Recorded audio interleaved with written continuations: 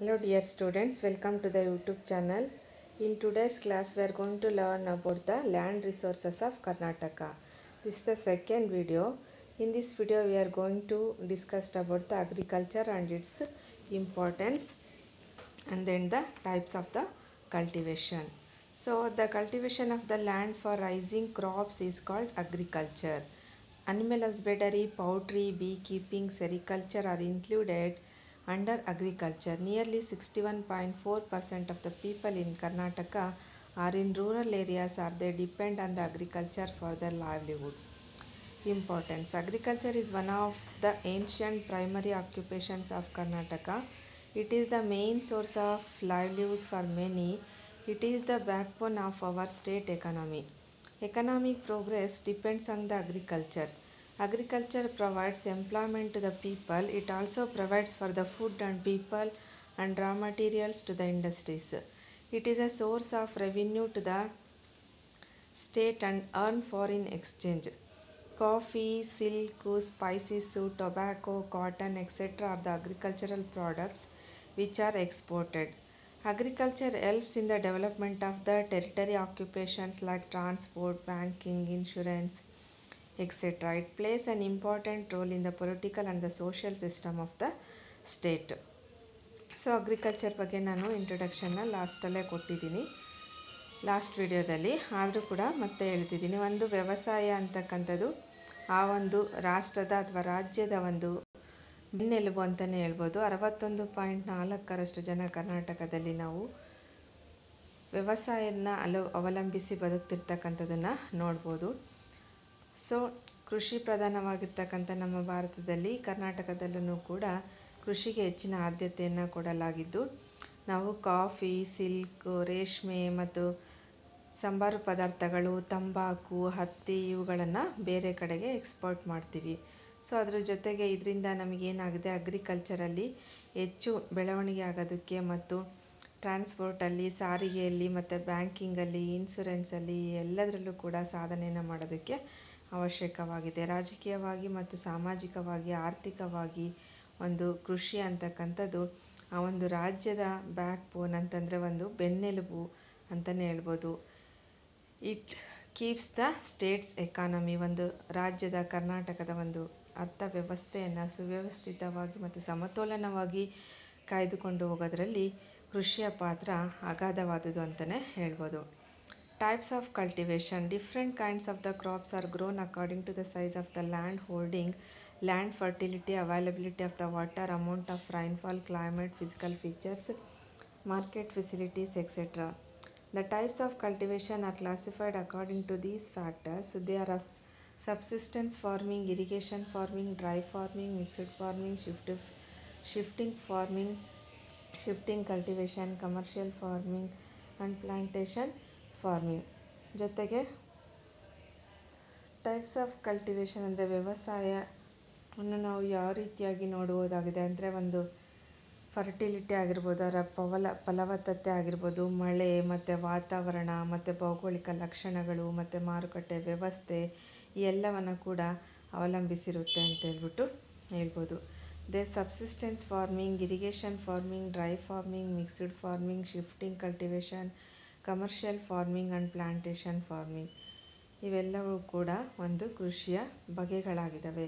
Crops grown by using water from the canals, tanks and wells is called the irrigation. Irrigation ಅಂತಂದರೆ ನೀರಾವರಿ ಅಲ್ವಾ. ಕೃತಕವಾಗಿ ನಾವು ನೀರುಗಳನ್ನು ಟ್ಯಾಂಕ್ಗಳ ಮೂಲಕ ಮತ್ತು ಕಾಲುವೆಗಳ ಮೂಲಕ ಹಾಯಿಸ್ತಕ್ಕಂಥದ್ದನ್ನು ನಾವು ಇರಿಗೇಷನ್ ಅಂದರೆ ನೀರಾವರಿ ಅಂತ ಹೇಳ್ಬಿಟ್ಟು ಕರಿತೀವಿ. Paddy and sugar cane are the main crops grown under this farming. Cultivation of the crops in the dry farming, for example ragi, jowar and the oil seeds. ಮಳೆಯನ್ನು ಅವಲಂಬಿಸಿ ಬಿತ್ತಕ್ಕಂಥ ಒಂದು ಬಿತ್ತನೆಯನ್ನು ರಾಗಿ, ಜೋಳ ಮತ್ತು ಎಣ್ಣೆಕಾಳುಗಳನ್ನು ನಾವು ಈ ರೀತಿಯಾಗಿ ಕೂಡ ಕರಿತೀವಿ. ಇವುಗಳನ್ನು ನಾವು ಒಣ ಬಂಜರು ಭೂಮಿಯ ಕೃಷಿಯಲ್ಲಿ ಕೂಡ ಬೆಳೀತಕ್ಕಂಥದ್ದನ್ನು ನೋಡ್ಬೋದಾಗಿದೆ. The cultivation of the few annual crops on the large estates for the purpose of earning money is called the plantation farming. ಇವು ತೋಟಗಾರಿಕೆ ಬೆಳೆಗಳಾಗಿದ್ದು ಇವುಗಳನ್ನು ಕಾಫಿ, ಟೀ, ರಬ್ಬರ್, ಕೋಕೋ ಇವುಗಳನ್ನ ಬೆಳೀತಕ್ಕಂಥದ್ದನ್ನು ನಾವು ತೋಟಗಾರಿಕಾ ಬೆಳೆಗಳು ಅಂತ ಹೇಳ್ಬಿಟ್ಟು ಕರಿತೀವಿ. The domestic market but also on the international market come under the commercial farming. For example, tobacco, cotton, jute. The crops which are grown by the farmers for the home consumption and not for the market is called the subsistence farming.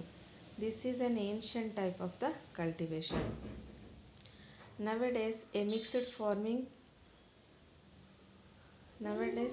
mixed type of the farming is gaining popularity in the addition to growing crops. Dairy farming, silkworm rearing, sheep rearing, poultry, beekeeping, fishery are the taken up and it is called as the mixed farming. ಮಿಶ್ರ ಬೇಸಾಯ ಅಂತ ಹೇಳ್ಬಿಟ್ಟು ಕರಿತೀವಿ. ಇದನ್ನು ನಾವು ಯಾವುದರಲ್ಲಿ dairy ಫಾರ್ಮಿಂಗಲ್ಲಿ ಮತ್ತು silk warm ರೇರಿಂಗಲ್ಲಿ, sheep ರೇರಿಂಗಲ್ಲಿ, ಕುರಿ ಸಾಕಾಣಿಕೆ, ಹೈನುಗಾರಿಕೆ ಮತ್ತು ಹಂದಿ ಸಾಕಾಣಿಕೆ, ಮೀನುಗಾರಿಕೆ ಇವೆಲ್ಲವನ್ನು ಕೂಡ ನಾವು ಮಿಶ್ರ ವ್ಯವಸಾಯ, ಮಿಶ್ರ ಕೃಷಿಯಲ್ಲಿ ನಾವು ನೋಡ್ಬೋದಾಗಿದೆ. The main of the Karnataka. So the major crops of Karnataka, just like different types of the farming, there are different types of crops in Karnataka. The main responsible for this are the soil, climatic condition, relief features, irrigation facility, traditions of the farmers. So specialty of the crops: Nanjangud raspberry, Badgi chilies, Tiptur coconut, Mysore betel, Bangalore blue grapes, Devanalli Poelo, Arenalli brinjal, Nippani tobacco.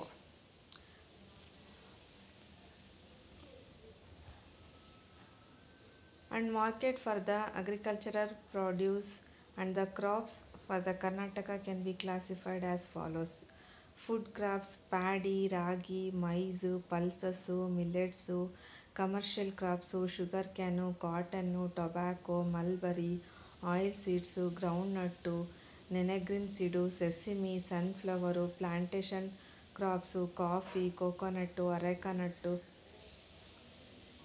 rubber and the banana. In addition to these different types of the horticultural crops and the floricultural, they are now let us study about the major crops of the Karnataka.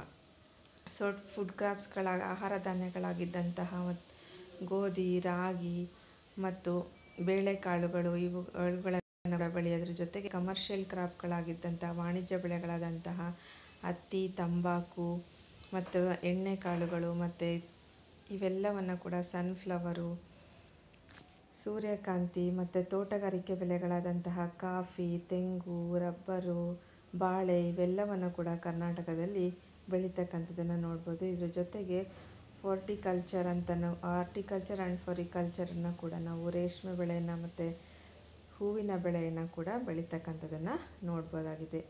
Major food crops of Karnataka. ಮೊದಲನೇದಾಗಿ ನಾವು ಪ್ಯಾಡಿಯನ್ನು ನೋಡ್ತೀವಿ. Paddy is an very important food crops of Karnataka. Rice is the staple food for the people of the Karnataka. Paddy is grown in 28.2% of the total cultivation land. Irrigation facility used for the chemical fertilizers and the high yielding hybrid seeds have resulted the improvement in the yield of the paddy. Paddy ಕರ್ನಾಟಕದ ಒಂದು ಪ್ರಮುಖ ಬೆಳೆಗಳಲ್ಲಿ ನಾವು 28.2% ನಾವು ಭತ್ತವನ್ನು ಬೆಳೀತಕ್ಕಂಥದ್ದನ್ನು ನೋಡ್ಬೋದಾಗಿದೆ. ಇದನ್ನು ಹೆಚ್ಚಾಗಿ ನೀರಾವರಿ ಬೆಳೆಯಲ್ಲಿ ಕೂಡ ನಾವು ಬೆಳೀತಕ್ಕಂಥದ್ದನ್ನು ಮತ್ತು ಹೆಚ್ಚುವರಿ ಇಳುವರಿಯನ್ನು ಬರ್ತಕ್ಕಂಥದ್ದನ್ನು ನೋಡ್ಬೋದು. Paddy is the plant of the grasses family Poaceae. It is a scientific name of the Oryza sativia ಅಂತ ಹೇಳ್ಬಿಟ್ಟು ಇದನ್ನು ವೈಜ್ಞಾನಿಕ ಹೆಸರನ್ನಾಗಿ ಕರೀತಾರೆ. So paddy is the tropical crop. Cultivation of the paddy requires the heavy rainfall and the high temperature. Areas having the scanty rainfall need irrigation facilities for the growing of the paddy. Cultivation of the paddy requires the level land, fertile clay and the alluvial soils